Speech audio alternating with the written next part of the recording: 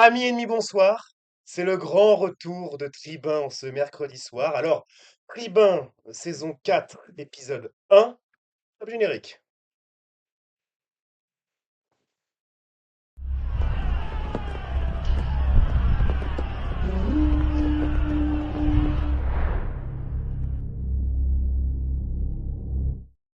Auditrices et auditeurs du soir, quelle joie de vous retrouver après ces quelques mois de pause. Nous avons pris comme cela quelques temps pour remodeler les équipes, pour remodeler notre format et donc on vous accueille ce soir avec une nouvelle thématique, avec deux nouveaux invités que je vais présenter de suite, ou plutôt qui vont se présenter eux-mêmes pour éviter les coquilles. Tout d'abord Ilan. Bonsoir Ilan. Bonsoir, merci beaucoup pour l'invitation. Je te laisse te présenter, cher Ilan. Eh ben, écoutez, je suis Lan, j'ai 20 ans, je suis délégué jeune de la 9e circonscription de Seine-et-Marne pour Les Républicains et je suis étudiant en dernière année de formation, pour, exercer le métier d'éducateur spécialisé.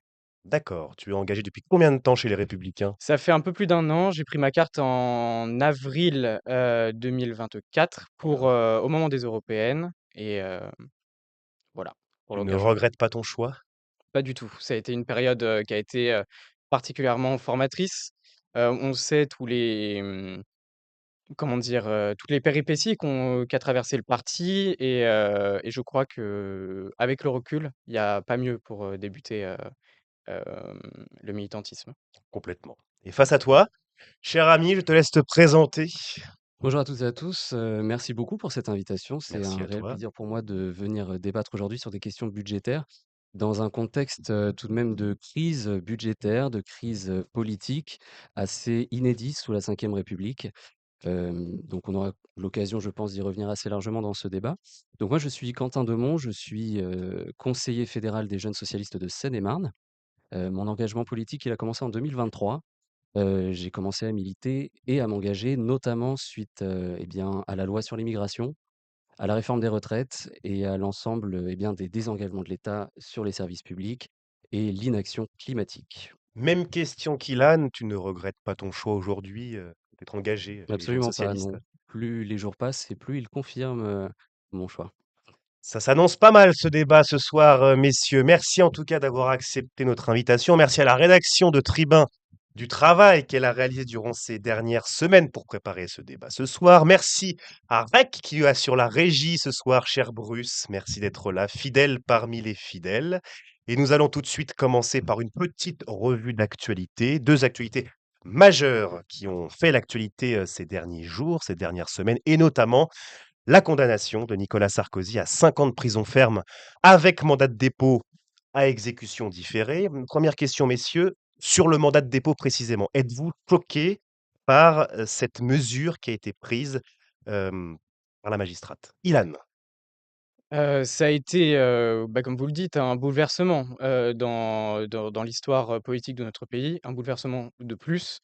Hem, je suis, assez surpris, alors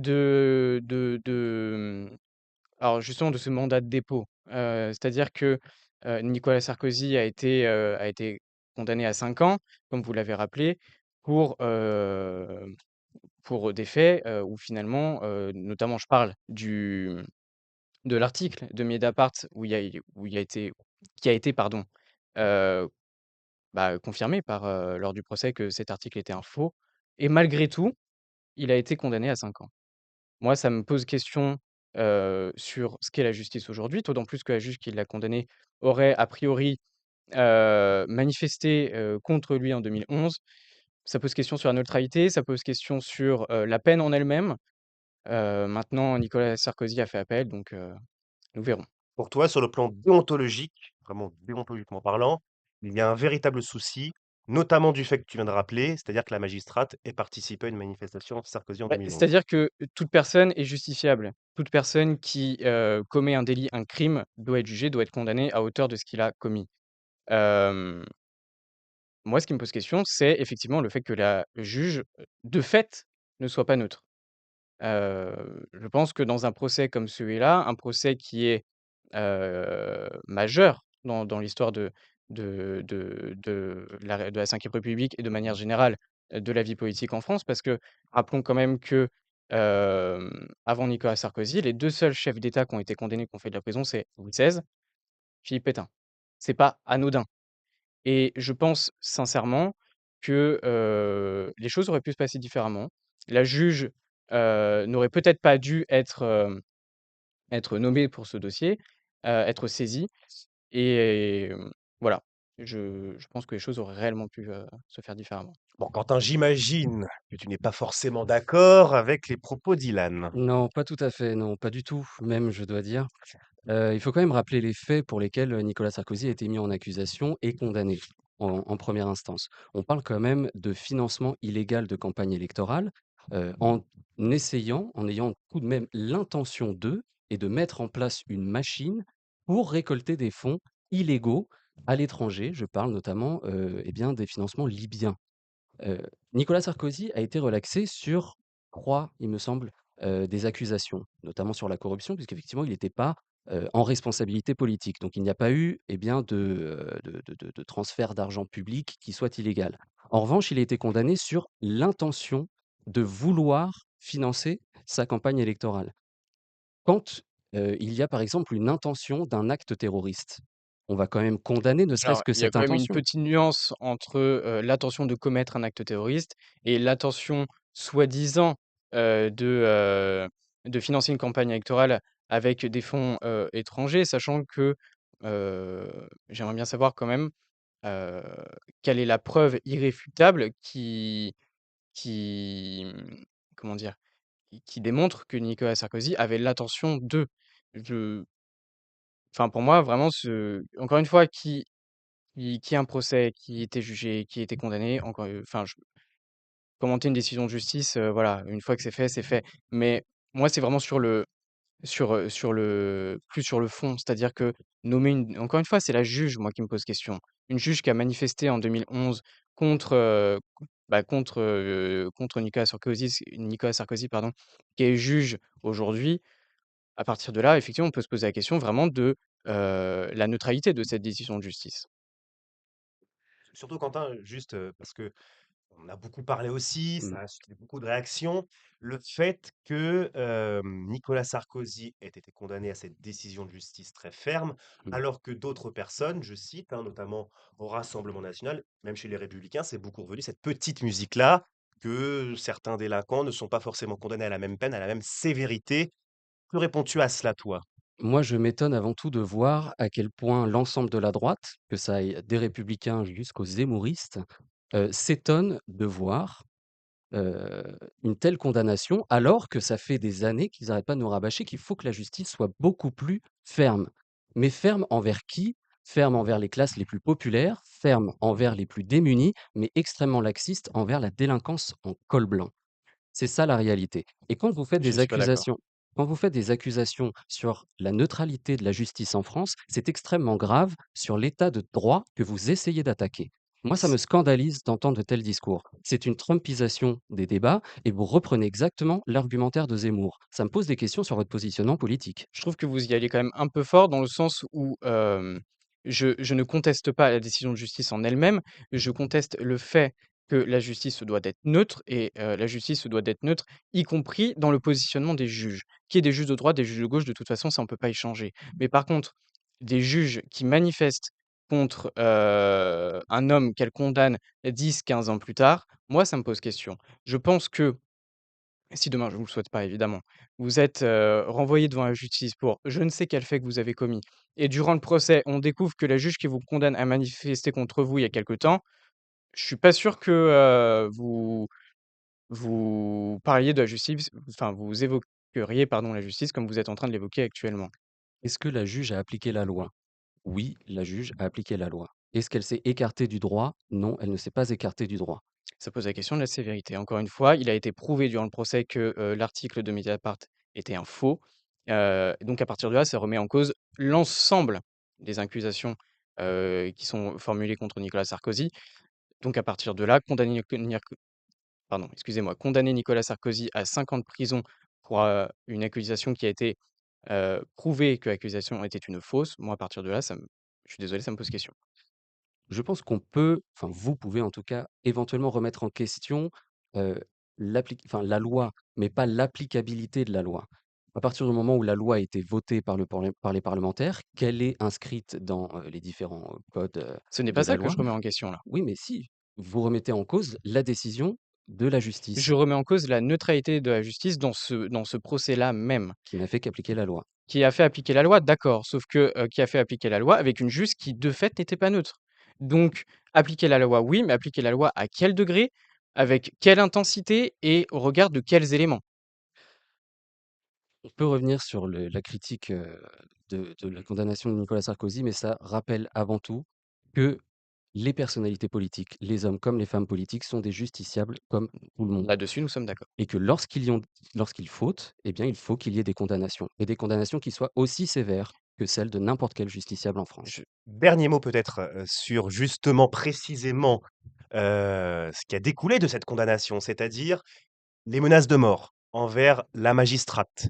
Est-ce que, notamment pour toi Quentin, mais Oui. tu répondras à Hélène juste après, pardon. Est-ce que tu penses que c'est une atteinte grave à la démocratie, d'avoir ce type de réaction, ce degré de réaction? C'est une atteinte grave à la démocratie, à la séparation des pouvoirs, mais aussi à l'état de droit. Moi, ça me fait, je le dis, avec toute la gravité que ça comporte, ça me fait extrêmement peur pour la démocratie de demain. Quand je vois ces dérives sur les attaques de la justice, qui est quand même l'institution la plus indépendante en France, ça me pose réellement des questions sur les intentions qu'ont aujourd'hui les responsables de la droite. Alors, je pense qu'à un moment donné, il faut remettre les choses dans le contexte. À partir du moment où il y a eu des menaces de mort contre la juge, il y a eu une condamnation des responsables politiques de la droite sans réserve et je tiens à préciser que, de toute manière, toute menace de mort, toute atteinte, aux personnes est condamnable. Moi, je condamne sans réserve les personnes qui ont, proféré des menaces de mort contre la juge à l'issue de ce procès.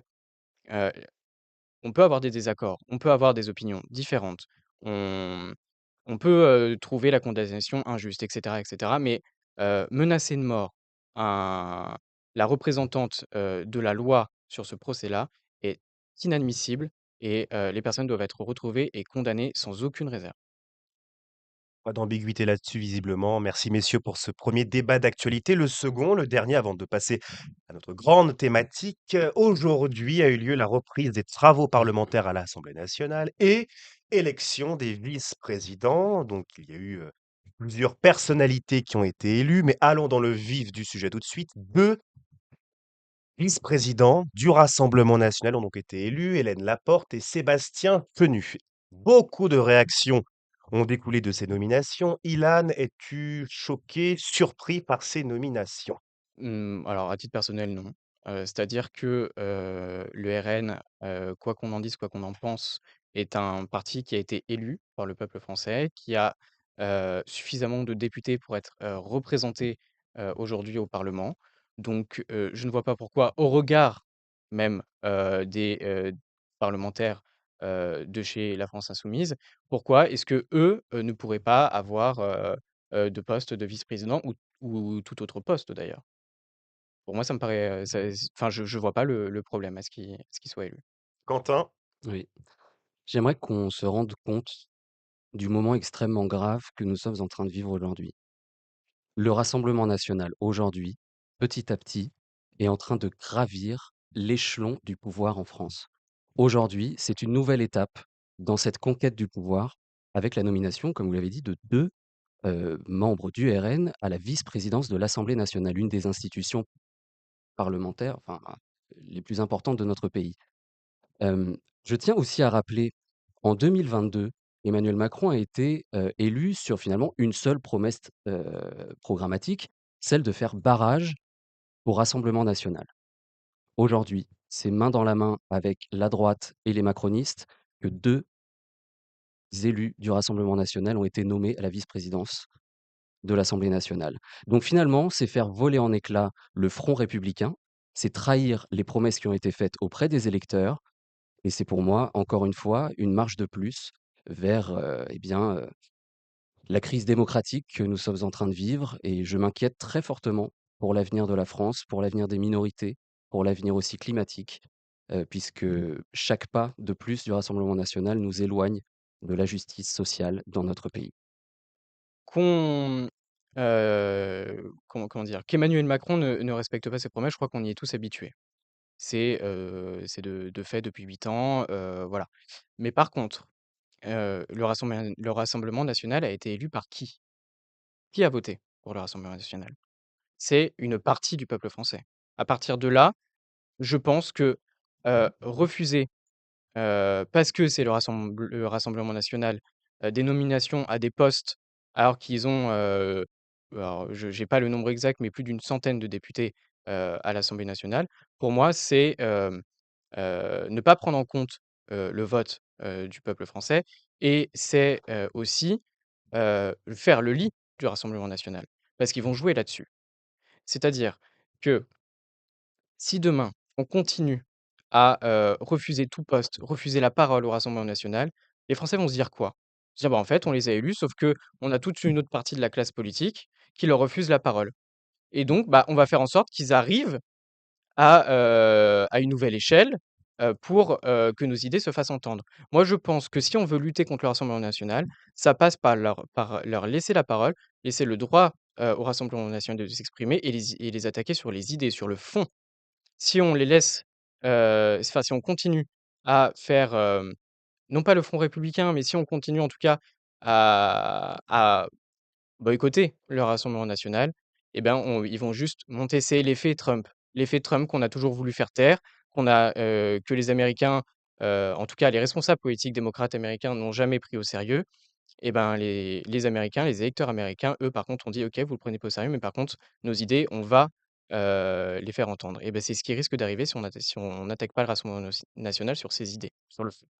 Bah, c'est assez étonnant d'entendre ça de défenseurs et de représentants du parti Les Républicains qui, aujourd'hui, reprennent, quasiment mot pour mot le programme, du Rassemblement national, à l'Assemblée nationale, qui Je votent dans le même sens que le Rassemblement national.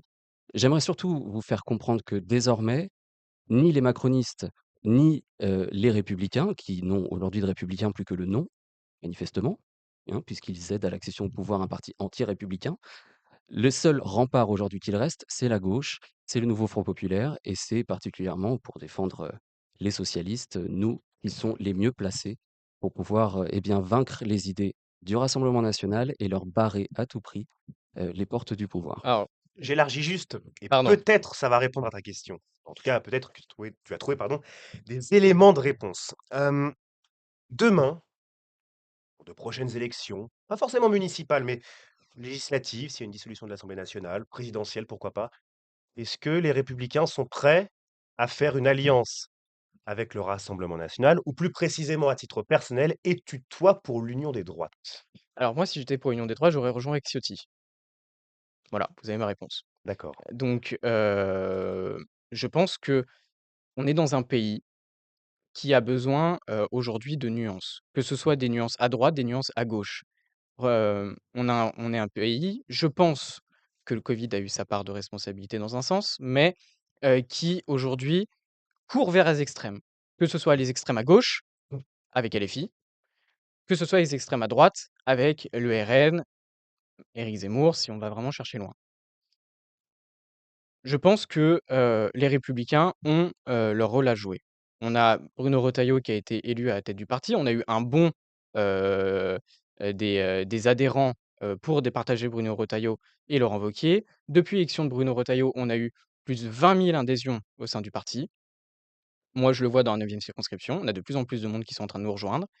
Hem On a notre rôle à jouer. On doit, à un moment donné, casser avec, ce cycle infernal dans lequel, on a été avec, notamment avec le départ d'Éric Ciotti, mais également avec la dernière campagne présidentielle.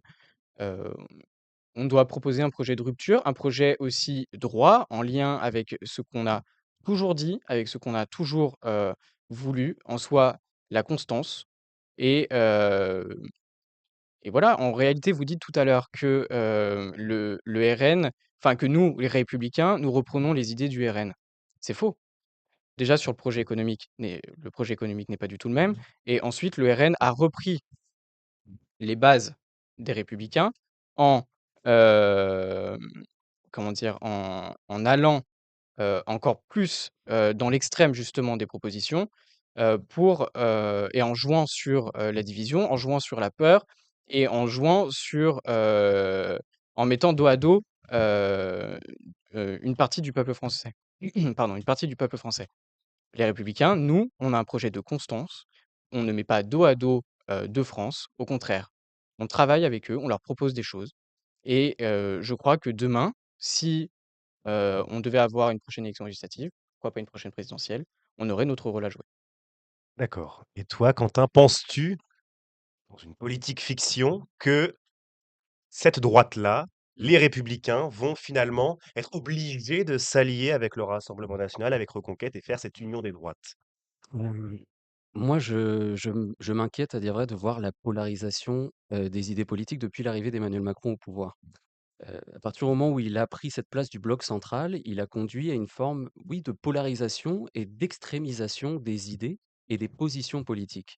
Hem, aujourd'hui, effectivement, on voit, alors que pourtant le Rassemblement national est historiquement quand même un parti anti, républicain, on voit des alliances qui se créent à droite entre Éric Ciotti, entre Bruno Retailleau, qui pourtant était dans le gouvernement de Macron, finalement on ne sait plus trop. Donc il y a une forme, oui, de grande union idéologique Excusez-moi, et je me permets juste de vous couper. À quel moment Bruno Retailleau a dit qu'on devrait faire alliance avec le Rassemblement national?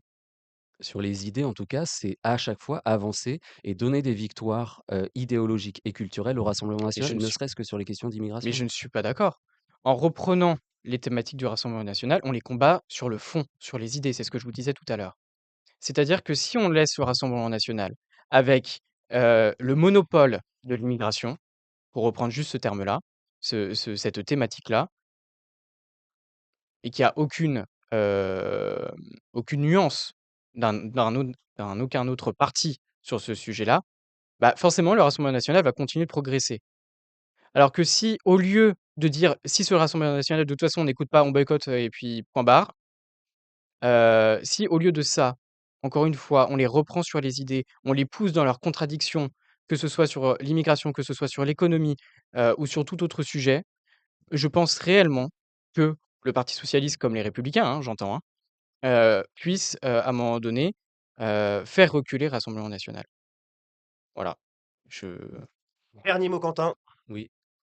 Bah, on a très bien compris que du coup, pour les Républicains, lutter contre le Rassemblement national, c'est reprendre leurs idées. En non. tout cas, oui. Non, non, mais c'est ce que je me tue à dire depuis 10 minutes, c'est que c'est pas du tout le cas.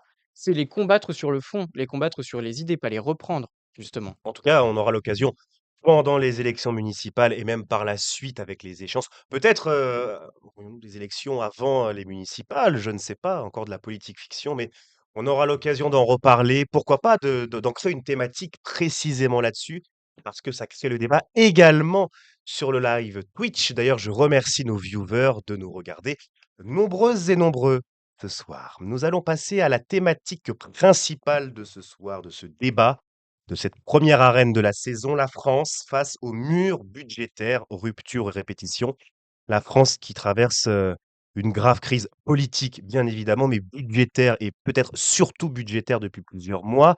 Depuis la dissolution, mais en réalité depuis, même 2022, l'instabilité gouvernementale, l'instabilité parlementaire joue évidemment. Messieurs, première question, sur la justice fiscale. On en a beaucoup parlé ces dernières semaines avec la taxe Zuckman. Hem, Pensez-vous que la taxe Zuckman, et je vais donner la parole à Quentin pour commencer, est-elle une réponse nécessaire contre l'évasion et l'optimisation fiscale ou bien finalement une simple mesure, symbolique de populisme fiscal? Alors premièrement, moi je me réjouis que enfin la justice fiscale arrive dans le débat national et qu'on s'empare finalement de cette question. Puisque pendant bien trop longtemps, le Rassemblement national, la droite, a porté eh bien, cette idée de justice sociale, qu'il fallait revenir sur les acquis sociaux, etc. Non, on sait très bien où est l'argent en France, on sait très bien où il part. Il y a une polarisation aussi des revenus et des richesses en France. Et nous avons besoin aujourd'hui, et c'est la proposition de cette taxe Zuckman, de beaucoup plus de justice fiscale. Qu'est-ce que c'est pour, ceux qui peut-être, n'ont pas encore entendu ce qu'était la taxe Zuckman? C'est aller chercher à taxer à hauteur de 2 2 les 0,01% des patrimoines les plus riches en France. Ça représente 1 800 personnes sur 67 millions. On parle vraiment là d'une élite de l'élite et on vient les taxer à hauteur de 2%. 2%, c'est même pas ce qu'ils gagnent en un an. Donc c'est-à-dire que ça ne ralentit enfin, ça viendra ralentir un petit peu, mais ça n'arrêterait pas la progression de leur capital. Nous, on porte cette mesure puisqu'elle permettrait de rapporter jusqu'à, selon les estimations les plus hautes, entre 20 et 25 milliards d'euros dans les finances publiques. Donc c'est colossal et finalement ça ne changerait, malheureusement pas grand-chose, à cette, extrémisation des richesses, chez les 1% les plus riches. Mais parce que nous sommes aussi dans cette démarche de compromis, de chercher dans une situation politique, éclatée, à faire des propositions qui vont dans le sens de plus de justice fiscale, même si en réalité ça demanderait forcément des mesures, bien plus, structurelles. Alors Ilan, je pense que il va y avoir quelques dissensions avec le discours de Quentin. c'est-à-dire que, je ne suis pas radicalement opposé à la taxe Zuckman, j'aimerais, apporter une forme de nuance moi à cette taxe-là. D'accord. C'est-à-dire qu'aujourd'hui, la taxe, Zuckman, c'est, donc comme vous l'avez dit, c'est 2 sur la fortune, sauf que, donc des plus riches, hem, sauf, que c'est 2 sur la fortune, même si, la personne donc sur les biens professionnels également, même si ces personnes-là, ces personnes les plus riches ne touchent pas de revenus dessus. Ce qui veut dire qu'avec cette taxe-là, on touche directement, au droit de propriété. Le droit de propriété, c'est un droit qui est commun à tous et je crois qu'il doit quand même être respecté. Ce qui fait que si on n'impose pas de plafond et si, on exclut pour moi, je pense que pour nuancer cette taxe, Zuckman, il faudrait, exclure les biens professionnels. C'est-à-dire que taxer les plus riches de toute façon, je ne vois pas pourquoi ils ne participeraient pas, à l'effort qu'on doit tous faire pour redresser l'économie. Heu, cependant pour que la loi passe au Conseil constitutionnel, parce que là, le risque, si elle passe en l'état, c'est qu'elle soit censurée par le Conseil constitutionnel, ça serait donc, d'exclure la taxation des biens professionnels, pour que cette loi justement ne soit pas cette taxe ne soit pas confiscatoire. Je Juste là, vous cherchez du coup à, complètement créer des trous dans la raquette en disant qu'on viendrait taxer le patrimoine. La taxe foncière, qu'est-ce que c'est? non, mais c'est pas la question, ce que je veux dire, c'est que cette, encore une fois, la taxe Zuckman, sur le principe, n'est pas une mauvaise idée. Simplement, si on reste encore une fois sur, la taxe des biens professionnels, je pense qu'il faut mettre un plafond. Il faut mettre un plafond, pas du tout. Excusez-moi. Il faut, l'exclure, dans le sens où de toute façon, elle ne sera pas, elle sera censurée par le Conseil constitutionnel et Il y a aucune ensuite garantie de cela, hein? il y a aucune Pardon? garantie que ce soit censuré par le Conseil Mais constitutionnel. ça touche directement au droit de propriété. Si on taxe, de 2 si, su des biens professionnels, entre autres, des biens professionnels, que la personne ne touche pas de revenus dessus, elle serait, obligée de vendre une partie de son bien pour pouvoir payer cette taxe. Comme c'est malheureux. Non, mais ce que je veux dire, c'est qu'à un moment donné, les biens, elle les a pas volés. Je pense qu'on est d'accord là-dessus. Une personne qui a des biens, peu importe, a priori, elle ne les a pas volés. Je ne vois pas pourquoi est-ce que, on taxerait des biens professionnels sans qu'il y ait de revenus dessus, à part pour, hem, toucher directement, au droit de propriété et donc au droit de posséder, quelconque, bien que ce soit. Je pense Sur la question de savoir, parce que c'est un argument qui a aussi été posé, on va taxer ces riches-là, ils vont quitter la France. mmh. En gros, répondez quoi à ça, à ces gens qui donnent cet argument sur la place publique? Peut-être Quentin d'abord. Oui, alors ça, c'est une grande fable, c'est un grand mythe qui a été inventé justement par les puissants pour pouvoir, défendre leurs intérêts personnels et continuer de s'enrichir. Il y a eu, des études qui ont été menées d'ailleurs sur, au moment où l'ISF, l'impôt sur la fortune, a été, instauré par François Hollande par ailleurs. Il y a, estimé, que les départs parmi les 1% les plus riches, ça a été 0,09 personnes, voilà. Finalement, c'est 3 fois rien. Au moment où l'ISF a été supprimé, c'est pareil, il y a 0,01% des plus riches qui sont revenus en France. Donc finalement, l'effet est complètement nul. C'est juste un mythe qu'on essaie de propager pour pouvoir défendre finalement ses intérêts. J'aimerais juste revenir quand même sur un élément de contexte. Hem, entre 2003 et 2023, les, plus grandes fortunes de France ont multiplié leur patrimoine par 9. J'aimerais demander aux personnes qui sont ici présentes et également aux internautes, est-ce que vous, votre patrimoine, vos revenus ont augmenté, ont été multipliés par 9? Je ne pense pas, non. Pourtant, la charge de l'impôt, sur qui est-ce qu'elle repose? Elle repose sur les classes populaires et sur les classes moyennes. Il est temps, en France, qu'on s'empare de la justice fiscale pour que chacun puisse payer à la hauteur de ses moyens la même, la même tranche d'impôt, la même, voilà, le même pourcentage d'impôt. Aujourd'hui, plus on est riche, parce qu'il y a des trous dans la raquette, parce qu'on va placer son argent, son patrimoine dans des sociétés holding, parfois même à l'étranger, on évite et on échappe à l'impôt. La taxe Zuckman, elle vient justement, contrer cela en en taxant directement, effectivement, le patrimoine. Oui, mais parce qu'il faut bien que tout le monde puisse contribuer à l'effort budgétaire en France. Là-dessus, On le nous sommes demande d'accord. constamment aux classes moyennes et aux classes populaires. Il est temps que les plus grandes fortunes aussi, redonnent à la France le pouvoir de redresser ses finances publiques. Mais là-dessus, nous sommes d'accord. C'est-à-dire que, effectivement, à un moment donné, ce sont toujours les mêmes qui payent. Là-dessus, il y a rien à dire. Mais par contre, je comment dirais-je? Le À force de taxer, taxer, taxer les plus grandes fortunes, le risque, c'est quoi? Le présentateur l'a très bien rappelé, c'est qu'ils quittent le pays. Je vais juste rappeler des chiffres.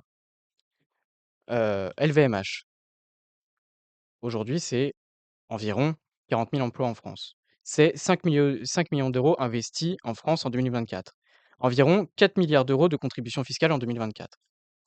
Le risque, si on continue de taxer sans mettre de plafond, pour que, comment dire? Et sans mettre de plafond dans ces taxes et si on continue de taxer comme ça, sans également allonger la durée de taxation afin que, les plus grandes fortunes ne partent pas à l'étranger, c'est-à-dire que, heu, on va les faire fuir. Et moi, ce que je veux dire par allonger la durée de taxation, c'est, en allongeant donc cette durée, elle permet de, garder, certains biens pour plusieurs années, malgré le départ fiscal de la personne. Je pense que c'est comme ça qu'on arrivera à taxer, les plus riches sans risquer l'exil fiscal, parce que là-dessus, nous sommes d'accord, tout le monde doit participer à l'effort pour redresser l'économie française. Alors sur l'exemple d'LVMH, c'est un très bon exemple. Merci de l'avoir soulevé. LVMH a touché environ 240 millions d'euros d'aides publiques par an. Donc, pourtant, Bernard Arnault fait partie et était pendant un des moments les plus grandes fortunes du monde.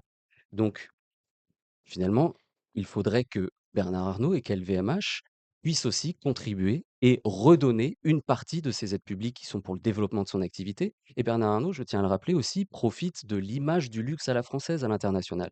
Il profite notamment des vignobles français, puisque qu'est-ce qu'il vend? Il vend le champagne, voilà, les produits de luxe français. Il faut qu'il puisse aussi, dans un patriotisme fiscal, j'ai envie de vous dire, contribuer à sa juste part à l'effort fiscal. Alors concernant les aides publiques, hem, je pense que, peut-être allons-nous tomber d'accord sur ce point-là, mais en tout cas, je pense qu'il faut partir du plus haut, c'est-à-dire des plus grandes entreprises, des plus grands, pour réduire le train de vie, réduire, finalement «l'argent dépensé» entre guillemets pour rien. En, réduisant, le train de vie donc des plus grandes entreprises, mais également dans les sphères de l'État, à partir de là, on trouvera des économies à faire. Partir du plus haut pour aller vers le plus bas, dans ce qu'il y a à réduire. Les aides publiques, de Bernard Arnault, moi je les connais pas, très honnêtement, je les connais pas. Faudrait voir ce qui est aujourd'hui utile, ce qui continuerait à aider Bernard Arnault, à étendre son activité et retirer ce qui, aujourd'hui pourrait être considéré pardon, comme en trop. Parce qu'effectivement la situation évolue, l'économie de fait évolue, et je pense qu'effectivement une forme, d'audit sur les aides publiques des grandes entreprises serait plutôt une bonne idée. On fait une petite pause. Petite pause. Tout à fait, puisque je vais me tourner vers les viewers qui nous regardent et qui réagissent sur le live chat. Et donc, on va prendre quelques petites réactions. D'ailleurs, continuez à réagir, continuez à poser des questions. Nous sommes là pour y répondre. Nous avons Nat 77 170 que je salue qui nous dit Je rappelle que ces grandes entreprises créent des richesses et des emplois, taxez-les davantage et ils partiront ailleurs et produiront ailleurs. Je cite, ils payent des impôts en fonction des revenus de l'entreprise. Et sur la question d'LVMH, elle cite, c'est LVMH qui est l'un de ceux qui payent le plus. Nous avons Pitoupix qui a simplement réagi: «Marre de taxer les classes moyennes encore et encore». Jordan Belfort, que nous saluons également, qui nous dit: «D'autant que l'argumentaire de Quentin est faux». Désolé Quentin, tu auras l'occasion de réagir. Peut-être. «Les 10 des plus riches en France», cite-t-il, «payent 71 de l'impôt sur le revenu». Juste sur ce dernier argumentaire de Jordan Belfort, Jordan, ça fait un peu à l'américaine, qu'as-tu à réagir? Qu'as-tu à dire? Nous, les propositions que nous avons formulées, elles cherchent à taxer les très grandes fortunes. On parle là de sommes qui sont absolument colossales. On parle de milliards d'euros qui sont placés dans des sociétés, qui sont dans de l'investissement, qui sont dans de l'optimisation fiscale. On vient pas, chercher à taxer, via l'impôt sur la fortune, ou voilà sur, l'impôt sur les plus riches. Nous, on veut taxer vraiment, ce 1 voire ce 0,1 via la taxe Zuckman. L'idée, c'est pas de faire contribuer, encore une fois, ceux qui payent déjà, heu énormément vis-à-vis de leurs revenus. Ilan? Je Comment dire? Je rejoins le commentaire, le 1er commentaire que vous avez cité. C'est-à-dire qu'effectivement, faut pas oublier que, les impôts sont proportionnels aux revenus. C'est-à-dire que les grandes entreprises sont parmi celles qui, payent le plus. Heu, les taxer davantage sans leur donner de garantie, c'est risquer l'exil fiscal. Risquer l'exil fiscal, c'est, le désendettement, le désinvestissement et encore une fois, je reviens sur les plafonds pour pas que la taxe, devienne confiscatoire et donc touche encore une fois au droit de propriété. Hem, ajouter un plafond permet aussi d'apporter une garantie aux, aux investisseurs. C'est-à-dire que si on leur apporte un plafond, on leur dit: «Voilà, à partir d'un certain revenu, vous paierez telle somme». Si, sans ce plafond, c'est, open bar et donc le risque, c'est, le désinvestissement et encore une fois, exil fiscal. Dernier mot, Quentin, Oui. sur cette, axe Zuckman, avec une réaction que tiens, en direct à l'instant de Nat 77 170, qui nous dit: «De Allez, toute façon, la question ne se pose plus, le Premier ministre ne l'appliquera pas». Donc de toute façon, il est vrai, tiens, ah oui, question assez intéressante sur Sébastien Lecornu, juste Ah. petit aparté. Il avait promis, enfin en tout cas, il avait éventualisé le fait d'ouvrir sa majorité gouvernementale aux Mmh mh. socialistes. Mmh. Quid de cela? On en est où? Hem, Juste, je voulais juste revenir sur la question qui avait été Bien posée, sûr. mais, la question qui avait été posée par Nat, c'était? C'était Pardon. juste, bah, la dernière réaction, c'est de toute façon, la question ne se pose plus. Le Premier Voilà, ministre ne c'est ça, l'appliquera pardon. pas. Il ne l'appliquera pas, mais elle a été votée par l'Assemblée nationale, la taxe Zuckman. Je tiens à le rappeler. Ça a été voté par une majorité au parlement. elle doit encore passer au Sénat et au Conseil Et constitutionnel. sur la question du Conseil constitutionnel, tu disais que ça risque d'être retoqué? Ça risque d'être retoqué parce qu'elle touche au droit de propriété. C'est pour ça que, parce qu'elle peut être perçue comme confiscatoire. Parce qu'elle taxerait, hem, les biens, même si, les plus grandes fortunes ne touchent pas de revenus dessus. Mmh. Dernière petite précision, Bien elle est sûr. soutenue par plus de 80 des Françaises et des Français Mmh. aussi, hein, la taxe Zuckman. Et c'est pour ça que Donc je dis que je ne suis pas radicalement opposé. Je dis qu'il faut apporter une nuance à ces taxes Peut-être plus de pédagogie finalement, et comme on fait ce finalement plus de soir. pédagogie. Bien sûr. donc pour répondre sur Lecornu, bon déjà sur l'annonce de monsieur Lecornu, moi il y a une première chose qui m'est venue à la tête, c'est cette phrase d'Albert Einstein, c'est, ce n'est pas, avec, je me souviens plus exactement dis donc, mais c'est pas concrètement avec les mêmes ingrédients qu'il faut s'attendre à avoir une recette différente. C'est pas tout à fait ça, mais On concrètement, aura compris le voilà, concept. vous avez compris à peu Les près le viewers concept. sont très intelligents, ils ont compris le schéma. Mais concrètement, nous avons fait un contre-budget. Nous avons envoyé des propositions et nous avons été dans une démarche, constructive, une démarche, de compromis vis-à-vis de monsieur Lecornu. On lui a fait des propositions. Il a annoncé il y a quelques jours qu'il retorquerait l'ensemble de ces, propositions et que finalement il ne serait pas capable de faire un seul pas vers la gauche. Hem, Barnier était incapable de faire un pas vers la gauche, il a été Faux. censuré. Barnier. Michel Oui, Barnier. oui, oui, Michel Barnier, il a été censuré par l'alliance des 2 extrêmes, encore une fois, alors que, pardon, il a été pris pourquoi? Parce que Michel Barnier était un négociateur. Il a à peine eu le temps de commencer à négocier qu'il a été censuré. En même temps, sur quelle proposition? Ensuite, Bayrou a été censuré parce qu'il était incapable de négocier également, dans une assemblée nationale où, je le rappelle, le premier groupe majoritaire, ça reste quand même la gauche. Ça reste le Nouveau Front populaire. Merci LFI. Si Bah, non, c'est pas que LFI, non, c'est un ensemble, c'est une union de la gauche. Il y a pas que LFI dedans. Oui, mais c'est quand même LFI qui vous a permis aujourd'hui d'avoir, les députés que vous avez. Enfin, je suis désolé. C'est une alliance de la gauche. Ce n'est pas que LFI, c'est également les écologistes, c'est les socialistes, Mais c'est tous ensemble qu'on a œuvré à créer aussi ce front républicain pour contrer l'extrême droite, ce qui nous a amené en partie à avoir, eh bien, une majorité certes extrêmement relative au parlement. Petite question de Jordan, qui nous dit, elle est peut-être intéressante cette question. Peut-on demander à Quentin, je te pose donc la question, ce qu'il penserait de l'effet de la taxe Zuckman, qui forcerait les propriétaires de start-upers fortement valorisés, qui ne sont même pas rentables, de vendre chaque année une partie de leur entreprise avec tout ce que ça implique? On peut peut-être potentiellement réfléchir des modalités et c'est une proposition qui a d'ailleurs été faite par, l'économiste, Gabriel Zucman lui-même. Heu, on ne demande pas forcément à ce que ce soit payé d'un seul coup, eh ben, donc paf, on se il faut rejoint. payer. Non, mais je ne parle pas moi d'un plafond, je parle peut-être éventuellement d'échéancier ou voilà. Il y a des propositions qui peuvent être faites en ce sens. Heu, bon, après s'ils doivent vendre des parts, pour pouvoir payer de l'impôt, pardonnez-moi, mais ça contribue aussi à plus de justice fiscale en France. Combien de Françaises et de Français aussi doivent faire des efforts, eux, sur leur sortie, sur, pouvoir, eh Mais bien, nous sommes d'accord, payer, mais i heu c'est heu pas la question. Dernier mot, vas-y. Ce que je veux dire, c'est que, qu'on discute des modalités, c'est, ce qu'on est en train de faire déjà et c'est ce que les Républicains proposent également. C'est-à-dire que, on dit pas non parce que c'est la gauche qui a proposé.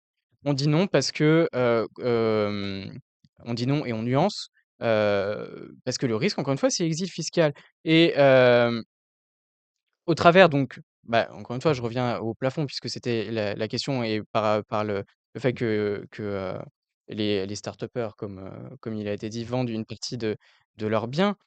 Je comment dire?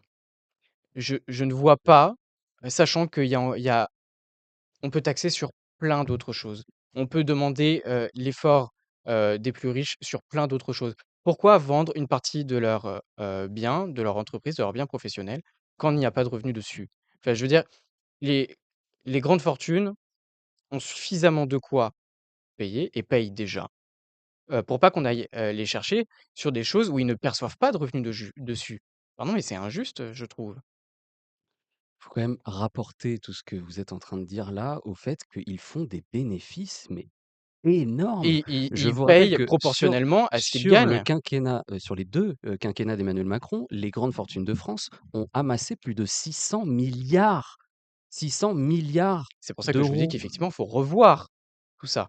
Il faut revoir comment les plus grandes Et fortunes vous allez me dire que contribuent. taxer à hauteur de 2 1 800 personnes en France, ça va être de l'exil C'est fiscal, taxé ça sur va des faire choses où il n'y a partir, aucun la revenu. richesse en France. C'est C'est encore une fois cette théorie du grand ruissellement que les grands patrons, les grandes richesses vont parvenir à développer, l'économie. Non, ils sont en train de s'enrichir à des titres personnels et appauvrir, encore une fois, via les politiques publiques, les Françaises et les Français. Les viewers jugeront de ce débat. Merci messieurs pour cette première question que je vous ai posée. Restez avec nous puisque nous allons, j'allais dire, c'est de la politique politicienne, pas tout à fait, mais un petit peu quand même, avec ce paysage, on l'a rappelé, fragmenté en France, notamment à l'Assemblée nationale. Et donc, faut-il parier sur une recomposition droite-gauche, c'est-à-dire sur une union des gauches, une union des droites, ou alors il faut dépasser les clivages et inventer une nouvelle manière de faire de la politique, une nouvelle voie hors des blocs traditionnels. Ça, c'est très important parce que les échéances électorales vont arriver très vite.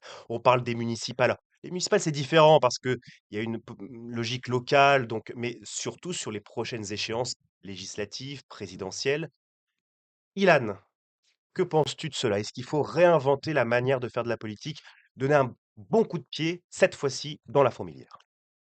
je pense que, comment est-ce que je pourrais formuler ma phrase? On en a un peu parlé au début, avec l'union des droites, l'union des gauches. Je vous ai répondu que si j'avais voulu l'union des droites, je serais parti avec Éric Ciotti. Moi, je suis désolé, j'arrive pas à mettre le Rassemblement national sur le même pied d'égalité que les Républicains. De même que j'arrive pas à mettre le Reconquête, or encore plus, sur le même pied d'égalité que les Républicains.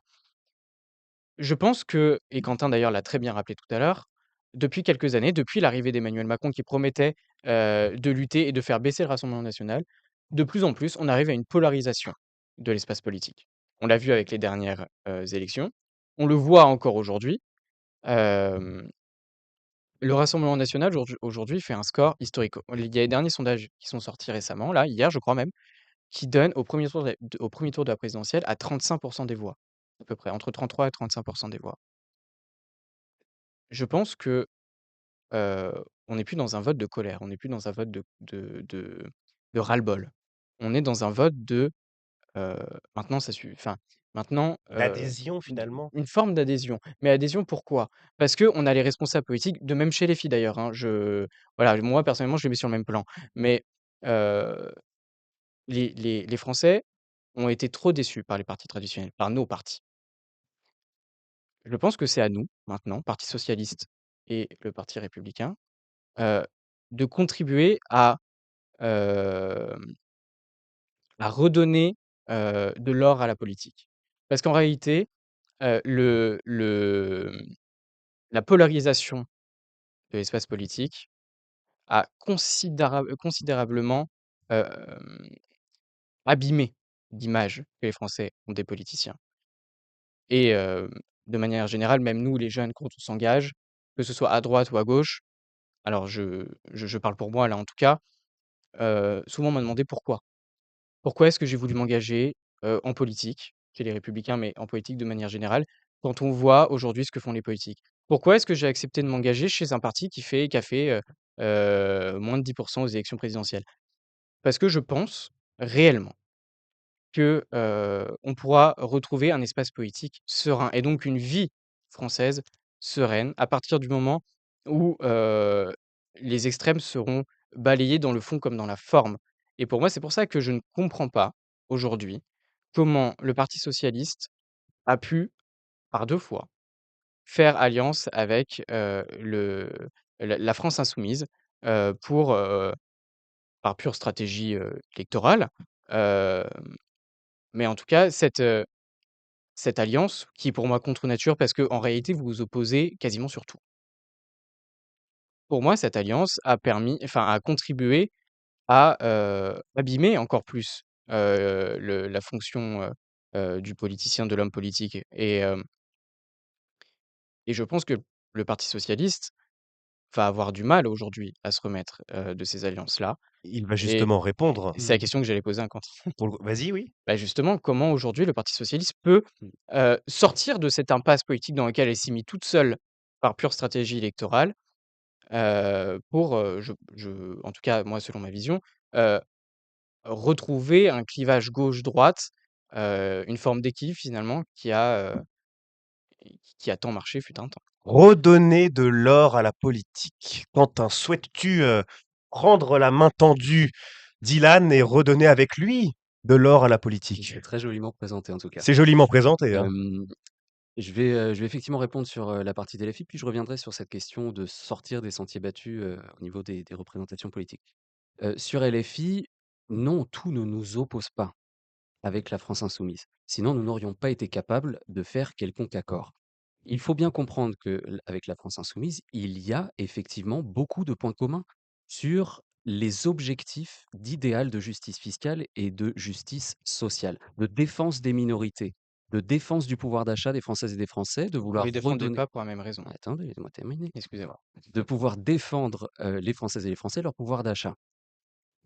Effectivement, après, sur la forme, sur les moyens, sur la stratégie, il y a des choses qui nous différencient fondamentalement avec la France insoumise. Oui, les socialistes, par exemple, ne sont pas pour, le fait, de parvenir à une forme de révolution, d'un chaos, politique duquel pourra venir une meilleure société. Nous sommes plus, effectivement, dans cette position réformiste, de compromis, d'essayer d'avancer pas à pas vers cet idéal, socialiste.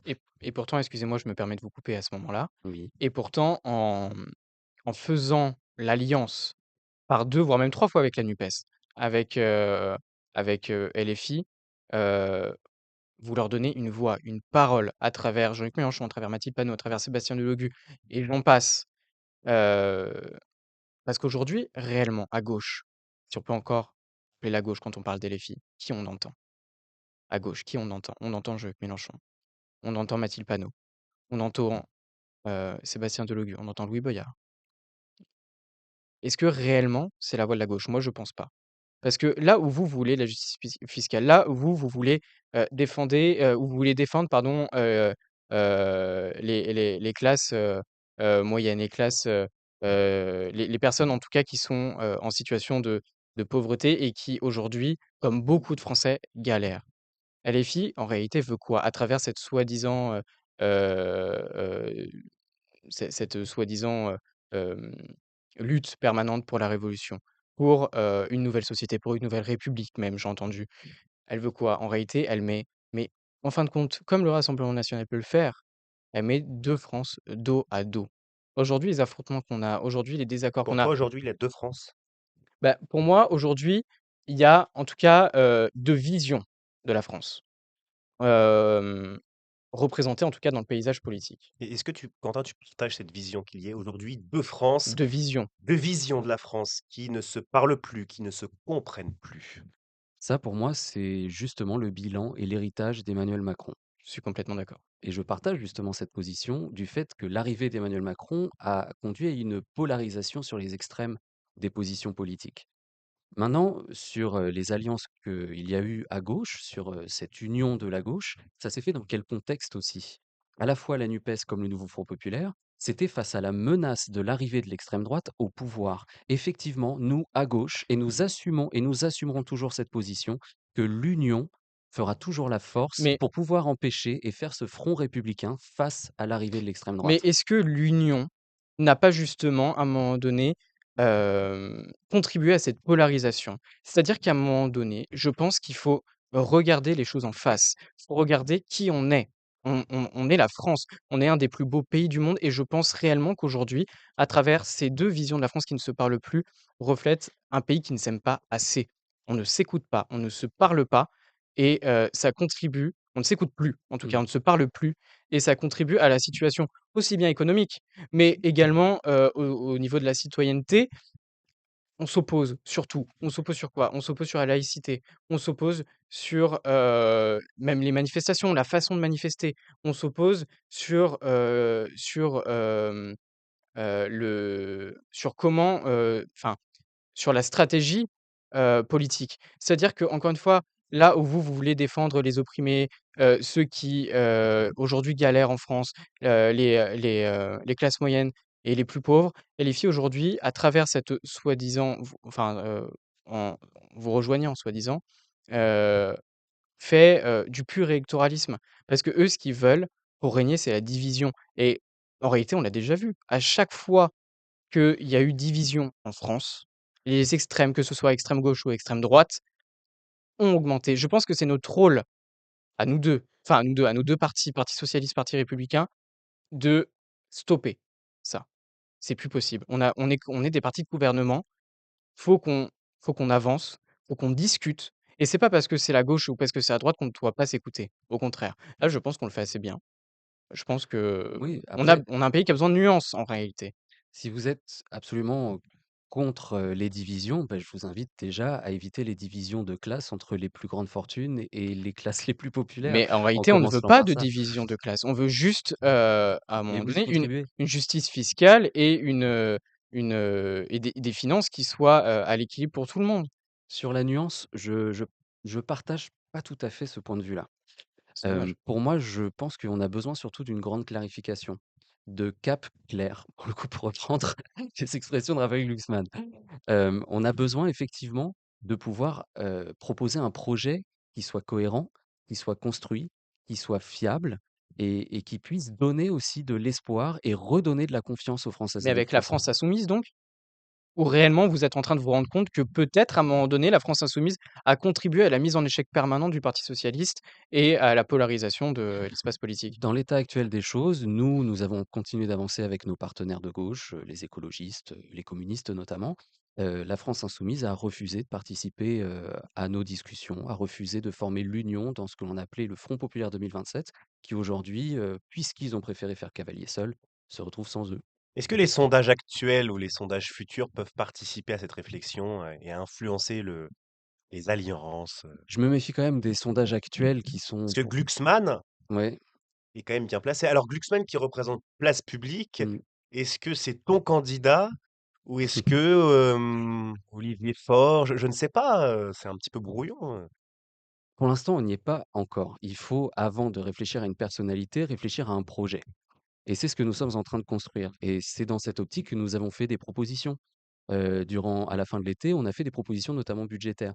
Des propositions pour relancer de l'investissement, parce que si on veut aussi participer à cette clarification et à un retour aussi de position plus nuancé, allez, pour reprendre le propos, euh, il faut que nous puissions redonner confiance à la fois aux entreprises, aux investisseurs, et ça passe par redonner du pouvoir d'achat aux Françaises et aux Français. On a fait une proposition très claire là-dessus, par exemple, c'est de baisser le taux de la CSG, c'est-à-dire que euh, sur le salaire brut, du moins plutôt sur le salaire net, on touchera plus puisque les cotisations de sécurité sociale seront prises en compte notamment par la taxe Zuckman et donc faire participer les plus hauts patrimoines au financement de la sécurité sociale plutôt que les travailleurs. Ça redonne du pouvoir d'achat, ça relance la consommation et nous, ça fait aussi partie d'un grand plan d'investissement, particulièrement pour l'avenir, pour, plus d'énergie renouvelable, puisqu'il y a un rapport de la Cour des comptes qui est sorti il y a pas si longtemps, qui a estimé que si on ne prend pas en compte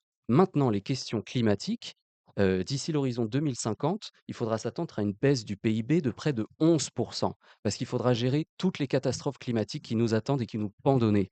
Donc pour ça, ça va demander des investissements colossaux et il y a ici une source d'investissement, une source pour redonner de la confiance aussi aux entreprises, mais il faut que la puissance publique puisse s'en emparer et que la puissance publique puisse y mettre les moyens et ça passe notamment, on y retourne encore une fois, sur plus de justice fiscale. Sur la question et là je fais une petite passerelle, une petite bascule, sur la question, pardonnez-moi, du travail.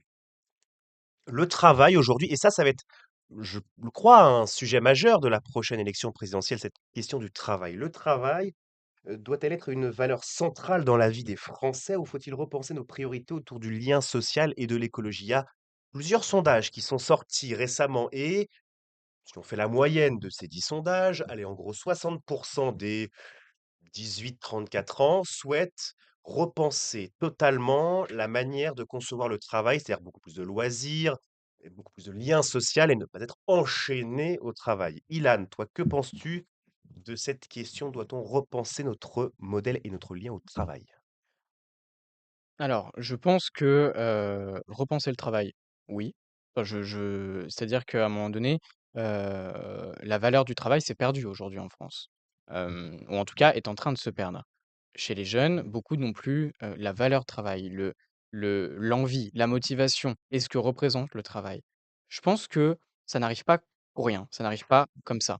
Je pense qu'il faut, heu, écouter ce que disent, les gens et pourquoi pas étudier? Pourquoi est-ce que le travail est devenu à ce point, une contrainte, à ce point, une, une difficulté pour les gens? Et à partir du moment où on aura étudié ces propositions-là, je pense, pourquoi pas proposer des mesures pour, adapter aujourd'hui ce qu'est la vie au travail. Après, je pense aussi que ça passe par, revaloriser, les métiers et les champs oubliés. Là, je vais, pardonnez-moi, prêcher un petit peu pour ma paroisse, je suis travailleur social. Normalement type au mois de juillet. Aujourd'hui, durant le covid, on a applaudi les infirmières, on a applaudi les aides-soignants, on a applaudi les médecins. Ça a duré 3 mois. Les fameuses casseroles Les le fameuses soir à casseroles aux 20 fenêtres. heures, C'est ça. Aujourd'hui, plus rien. Les médecins aujourd'hui, on a encore, vu hier, se font agresser dans leur cabinet. une Les grève demain prévue dans ce secteur-là et dans Voilà, maints une autres grève. secteurs. Aujourd'hui, les infirmières et les aides-soignantes sont sous-payées, sont, hem, c'est un métier aujourd'hui qui n'est plus reconnu. À titre personnel, je suis normalement diplômé au mois de juillet pour, exercer le métier d'éducateur spécialisé. Qui aujourd'hui peut dire, heu, réellement ce qu'est le métier d'éducateur spécialisé? Personne. Pourquoi? Parce qu'on ne nous entend pas, parce qu'on ne nous considère pas. On est un métier qui est condamné, alors condamné non, mais par contre qui a toujours été habitué à se taire, à, faire le dos rond pour les jeunes, pour les personnes qu'on accompagne. Mais la réalité aujourd'hui, c'est qu'on est un métier qui, est pareil, sous-payé, où les moyens, engagés pour qu'on puisse, mener les projets avec les jeunes à bien, pour qu'on puisse les accompagner vers un avenir meilleur, aujourd'hui, ces moyens-là sont quasiment inexistants. J'ai travaillé en stage pendant 1 an à l'aide sociale à l'enfance dans le 94. Les recrutements sont bloqués parce que, le 94 est le un des départements les plus endettés de France. Les moyens pour, proposer à des jeunes des colonies apprenantes, pour proposer à des jeunes, finalement, des mesures qui rentrent dans leurs projets à eux, aujourd'hui, c'est quasiment plus possible. Hem, dans le privé, beh, c'est pas mieux. Aujourd'hui, les moyens qu'on a sont très faibles et je pense que par revaloriser ces métiers-là, ces métiers du médico-social qu'on n'entend jamais et pourtant, on est ceux qui, hem, s'occupent de tous ceux qu'on ne veut pas voir. Je J'imagine que oui, je termine juste, ouais. très court. Je pense que déjà en revalorisant ces métiers-là, en que ce soit à droite comme à gauche, hein, parce que la gauche qui fait de l'électoralisme sur les travailleurs sociaux, ça va 2 minutes. Mais Ça, c'est dit.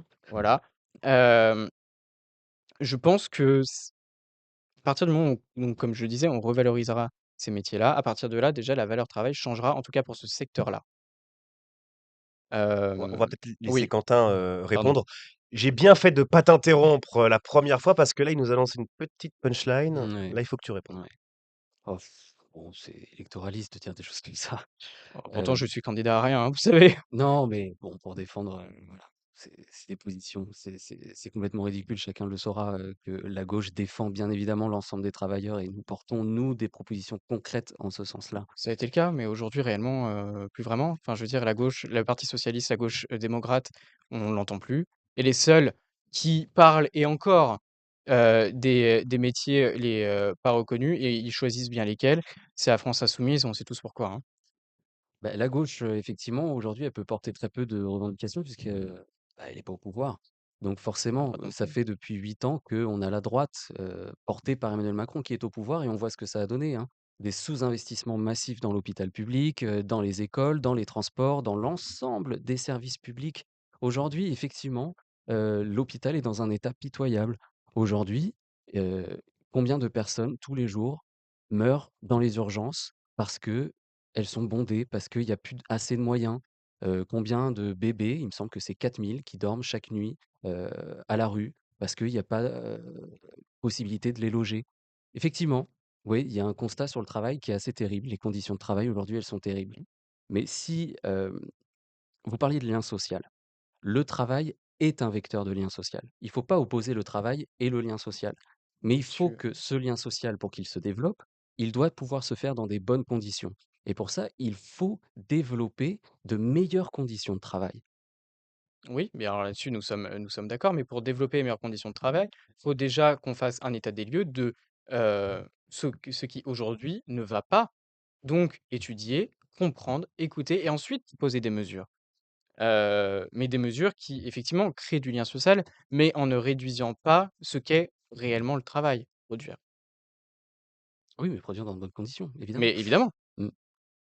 Sur la question, tiens, intéressant, là, c'est un peu aussi une petite aparté, quoique, parce que on revient sur un bilan. Emmanuel Macron égale homme de droite? Oh bah, je pense qu'il l'a largement démontré, oui. Ilan? non. Non, mais c'est-à-dire que, Emmanuel Macron, à un moment donné, celui qu'on appelait le Mozart de la finance, c'était quand même ministre de l'économie sous François Hollande. Hem, S'est ensuite dit ni de droite ni de gauche, puis, a toujours jonglé entre les 2 puis finalement on sait jamais vraiment ce qu'il est. Hem, voilà, nous aujourd'hui on est dans le gouvernement d'Emmanuel Macron, on était en tout cas, je suis on verra au prochain remaniement, mais, pour, pour proposer des mesures, en lien direct avec la droite. Mais pas parce qu'Emmanuel Macron est de droite, c'est parce qu'on pense que justement parce qu'on n'a pas la majorité, on est plus à même de proposer pour dialoguer. Et pour moi, Emmanuel Macron n'est certainement pas un homme de droite. Bah, en tout cas, parmi l'ensemble des ministres qui ont été nommés par Emmanuel Macron, il y en a zéro qui venait de la gauche. Donc Emmanuel Macron, qui se Heu, prétendrait être ni de droite ni de le gauche, finalement, il a nommé à Matignon que des personnalités de droite et il a même fait venir dans son gouvernement, des personnes de droite. Donc finalement, vous ju partagez d'une certaine façon le bilan d'Emmanuel Macron, cette explosion de la excusez-moi, dette. juste pardon, Manuel Valls, c'était quand même de gauche, hein? Enfin, est quand même de gauche, il est au Parti Ah socialiste, oui, juste pour ne citer que lui, hein? il a rejoint, Ensemble et La République en marche. Oui, mais d'accord, Avec mais si on va par là, Emmanuel je vais Valls vous a faire été une Premier conc ministre de je François vais vous Hollande. faire une concession sur, des propos de Rachida Dati, qui avait dit qu'Emmanuel Macron, ceux qui allaient les rejoindre, c'était, ceux qui trahissaient la droite et ceux qui trahissaient la gauche. Ben, je suis d'accord avec ce constat. C'est la première fois que vous m'entendrez dire que je suis d'accord avec Rachida Dati. Donc effectivement, oui, il y a eu Dommage des qu'elle ait rejoint finalement le dit gouvernement. bah, elle a fini, puis finalement elle a requitté, alors on sait même plus, elle-même finalement Alors, finit par trahison, excusez-moi, donc mais Rachida Dati est est une personnalité très atypique de la vie politique, Ah ça, française et chacun son opinion. Au sein même des Républicains, c'est source de débat. Moi, ma position sur Rachida Dati, ne serait-ce que pour la mairie de Paris, c'est que, effectivement, faut chez les Républicains, on prône la constance. Rachida Dati qui disait au moment de l'élection d'Emmanuel Macron: «Tous ceux qui rejoindront le gouvernement sont des traîtres de droite». Quand on voit que Rachida Dati a rejoint le gouvernement, ça pose question. Petit aparté du coup sur Rachida Dati sur la mairie de Paris. J'habite pas Paris, mais par contre, si on veut un projet de constance pour Paris, pour moi, il y a pas 10 000 solutions. Il y avait 2 candidats à droite à Paris. Il y avait Rachida Dati, il y avait Francis Spinner. Le plus constant dans sa position, c'était Francis Spinner. Aujourd'hui, Rachida Dati est investie par la LR, bah, soit on prend acte, mais je pense qu'à un moment donné, il faut aussi réfléchir justement dans cette idée de constance à, heu, qu'est-ce que ça veut dire quand on dit que, il y a 7 ans, tous ceux qui rejoindront Emmanuel Macron sont des traîtres? Quand on voit qu'aujourd'hui, beh, l la même personne qui tient ces propos a rejoint le gouvernement, moi je pense qu'il faut réfléchir à pourquoi elle a fait ça. Quentin, dernier mot. hem, par rapport du coup à la question ou? Oui, par rapport aussi, tiens, autre question parce que pareil, petit aparté, on parlait de la mairie de Paris. Alors ça, pour les municipales, ça va être, Oui, une on espèce en de parlera. volcan Explosif. absolu. Emmanuel Grégoire, pour Oui, le Parti socialiste. Quid de la gauche? Parce que j'ai l'impression que la gauche part un peu dispersée. On a Sonia Comme souvent, hein. Chikirou, on a est-ce que c'est c'est pas, signe de donner la victoire finalement aux Républicains? écoutez, nous, au Parti socialiste, on soutient bien évidemment la candidature d'Emmanuel Grégoire. Ensuite, on verra comment ça se passe. On est encore, au début de la campagne. Heu, bon, moi, ma position, c'est celle de soutenir un candidat qui est très crédible, pour pouvoir porter un réel projet pour Paris. Après, moi non plus, je ne suis pas parisien, donc moi, je vais prêcher ma paroisse, de mon côté de Sénart à Moissy-Clos-Manuel, c'est déjà bien, qui est une mairie socialiste depuis près de 60 ans. Donc on va tâcher de la conserver. Messieurs, avant de nous quitter, puisque l'heure tourne, j'ai une toute dernière question à vous poser et pour ceci, je vais demander à mon cher régisseur Bruce de préparer le jingle dans le vif. Monsieur Bruce.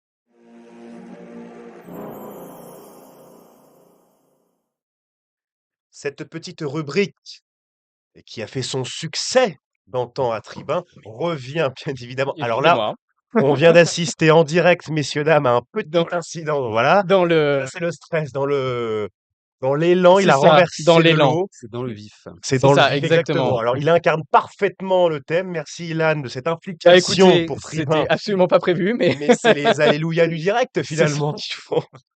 Il n'y a pas de souci, cher Ilan. Dernière question à vous poser. 1 minute, pas une de plus. Pour toi, Quentin, la caméra, ce sera celle-ci. Pour Ilan, ce sera celle-ci. Une question finalement très générique et les viewers pourront voter Oh waouh. avec une toute nouvelle formule pour cette année. Je n'en dis pas plus, je le dirai après. C'est toi, Quentin, qui va commencer, c'est toi, Ilan, qui va conclure sur cette question finalement très simple de la jeunesse, notre jeunesse ici en France. Quel avenir finalement donneriez-vous à la jeunesse en France? Quel avenir? En 1 minute. C'est finalement très bateau, mais en 1 minute, des mesures phares, ou peut-être une Mmh. mesure phare. Quentin, c'est à toi. La jeunesse aujourd'hui, c'est la première qui va être face au réchauffement climatique. C'est elle qui va devoir payer les conséquences de l'inaction climatique de tous nos gouvernements depuis près de 50 ans. Donc la jeunesse aujourd'hui, ça va demander beaucoup de courage, ça va demander aussi de porter haut et fort nos voix pour plus de justice écologique. Ça va demander aussi des investissements et pour ça, il faudra que nous soyons unis et que nous parvenions ensemble à enfin porter nos revendications écologiques en France et dans le monde. Ilan?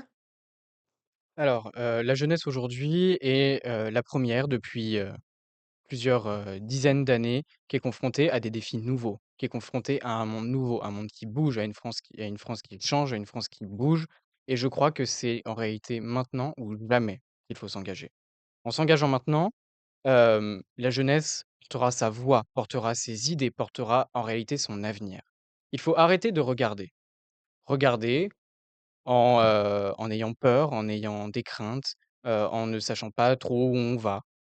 Si maintenant on doit, c'est maintenant en réalité qu'on doit, hem, prendre notre part. Le temps bouge, le temps file, il ne nous attend pas.